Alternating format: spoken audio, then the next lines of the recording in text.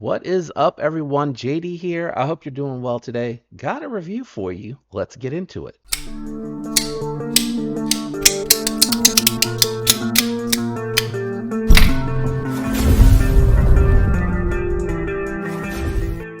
All right, super excited about this one. Had it for a little while, and I'm definitely ready to do my full review. We're going to be looking at the Finch Knife Hellfire.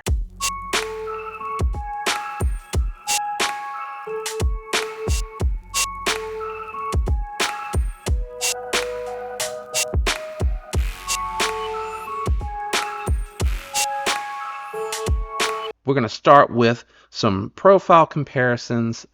We're going to check the weight, and then we'll go ahead and jump into my thoughts and impressions with the Hellfire. Let's kick it off with some budget knives. We're going to bring out the Migaron Moriarl. This one here is more medium size, so you can see that the Finch Hellfire is definitely a little small. And we'll bring out the Civivi Amorite for a full-size knife comparison. And the Amorite is going to be very comparable to your Rat 1. The Moriarl is going to be a little bit bigger than your Rat 2, so let's bring out a couple of additional knives to help you if you're more familiar with those Rat models. To me, they're just a little antiquated. So here it is against the Shaman, and just try to button lock close my Moriarl. Here it is against the Spyderco Para 3 lightweight, which is going to be very comparable. So this is definitely going to be on the small end as far as size, but let's check that profile out on that Hellfire. We'll start with the Para 3, and it is just a little bit thinner, the Para 3, a little bit thinner than the Hellfire. And then we'll check it against the Moriarl. Sorry. And those, I would call that about even. About even. Let's check in pocket carry, and then we'll grab a weight. So this is definitely, small knife. It's going to be very comparable to your Para 3 as far as depth in pocket, but it's going to be a little bit thinner, so it's not going to be quite so intrusive in the pocket. Let's grab that scale, check the weight out on this one. It is steel construction. So it is coming in at 3.6 ounces. By comparison, your Para 3 is coming in at 2.5, and your Moriarl coming in at 3.9. So it is coming in between the weight for those two knives. So not awful for an all steel construction knife. Let's jump into the cut test. Let's head down to the garage. All right, let's check this one out and see how it does. We got that 154 cm from QSP. It's odd. No, it feels okay. Yeah, it feels okay. Let's check it out against the denim first. Let's do some tabletop. It is a Warncliffe blade shape. Not ideal for tabletop cutting, but we're going to check it out anyway and just see how she does. Not bad. As I figured, it's a little hard to get all the way down there to the seam. Let me try to flip it over. Maybe if I go into the seam first. No, it's just hard to get it all the way out. There's no belly here. It is going to be better for power and utility cuts. Nice factory edge. It didn't even have to indent into the denim to demonstrate that factory edge. That's pretty cool. Nice factory edge.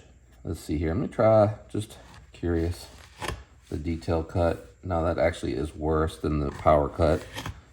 Yep, I just can't get through to the very bottom of the denim. And again, that's more blade shape than anything else. I got some leftover single ply cardboard here. We'll check this out. Oh yeah, that feels nice, guys. Geometry is deceptively good on this. It just moves right on through that cardboard. Not impeded at all there in the fold. Nice. Let's check out the draw cuts. This is where it's really going to shine here. Yeah. Yeah, really good, guys. No surprise at all. Let's just see. 154 cm has really good edge retention typically, if treated well. And I feel like that is the case here. It is folding here. That's what's happening with this paper. That printer style paper. So you can see, I felt something there. Is that glue from the tape? Or is that the... No, I think we're okay. Might have been just gummed up a little bit. I might be feeling a little something, but it's really hard to tell. Right.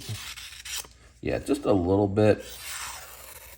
It's not quite as sharp, hair popping sharp as it was when we started, but let's kick it back up to the desk and we'll talk about geometry and everything up there. All right, so we're back up from the garage. Let's go ahead and talk about the Hellfire. First and foremost, ergos on this one are surprisingly good. For a small knife like the Para 3 Lightweight, I'm able to get 3 3/4 grip on here. I can get a full grip on the Para 3, but it's so comfortable that I really don't notice it. I think I would have preferred no flipper tab on this QSP made knife. For a pinch grip, I think it'd be okay to get into something like a package. And then for detailed work, I guess it would be okay to get out here. But for me, for my level of comfort, I'm scared to slip off the knife. The jimping's good. Don't get me wrong, jimping's good, but I have long enough fingers to where I can do those detailed cuts and things like that from way back here. It is a little slender right here, but because it is a thicker model, kind of like the Moyarl, it actually works. Really good grip, very nice comfort. I'm locked in. The jimping on the back of the flipper tab does not bother me at all, so I feel good about that. Pocket clip really works well too. It doesn't feel like it's a hot spot at all. I can sense that it's there, but I'm not getting any type of feedback hardly at all outside of the outline of it right here on the inside of the palm. Good access to the lock bar, guys. This thing just, with the flipper tab, drops to the thumbnail, and it is a really smooth shake home knife. I will say, when I first got it, it had too much oil on it. It looked like some of the lint from the pouch or the container or whatever had gotten on that oil, so it was very sticky gritty when I got it. I took it apart that same night, cleaned it, lubed it, and ever since then I've had no issues with any grit or lock stick. So just over oiled from the factory. If you have that issue on any of your Hellfires, for me, I have found taking it apart, cleaning it, and putting fresh oil on it completely fixed that. Detent on here is really fantastic, guys. Look at that detent. I can't fail it. Very snappy. Even the reverse flick feels nice. Very nice. It is more tuned for the flipper tab. Very stout. And then very solid on that reverse flick. Listen to them sounds.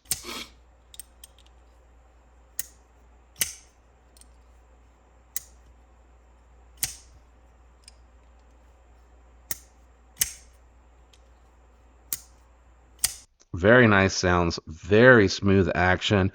Lockup looks like it's coming in probably about 40%. Let's check it. Now, I did take it apart, clean and lube it, so keep that in mind. If you do a test and it fails, I recently had a crossbar lock that had just a tiny hint of oil and debris on it, and it did cause it to fail.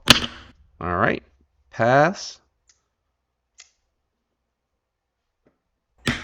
pass,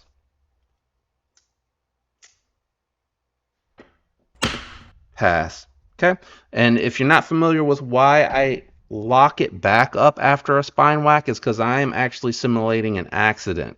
I'm not batoning with the knife, so we'll leave it at that. Geometry on this, it felt thick, guys. I'm not gonna lie.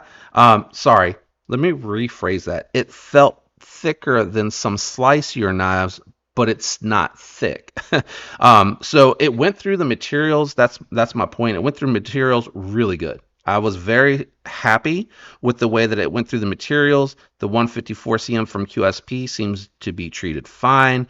I think there may have been a spot that was starting to potentially be a blemish, but I'm not even sure where that is anymore, and I've done some additional cutting with it. Not sure if you're going to be able to see the marks. No, but you can really see that black wash.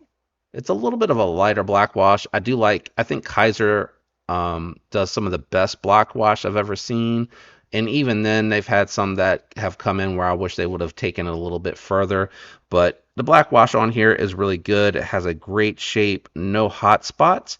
This jimping back here is pretty aggressive. It's not rip your finger, the skin off your finger aggressive, but it definitely feels like you are locked when you hold it there. So I do appreciate that about this one a lot. Pocket clip is titanium. Did I check this? I feel like I checked this. Yeah, it is titanium. Hardware should be steel though. Yeah, well, that might be the steel liner, guys. Yeah, it is. It is. It's directly pulling. It's not the steel liner behind it.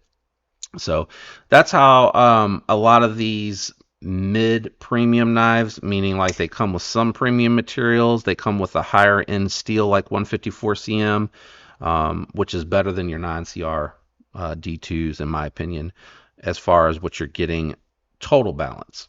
Now I know that people are going to argue this point and that point, and I get it, totally get it. But 154 cm is an awesome all-around steel, very easy to sharpen and maintain, and holds a really good edge.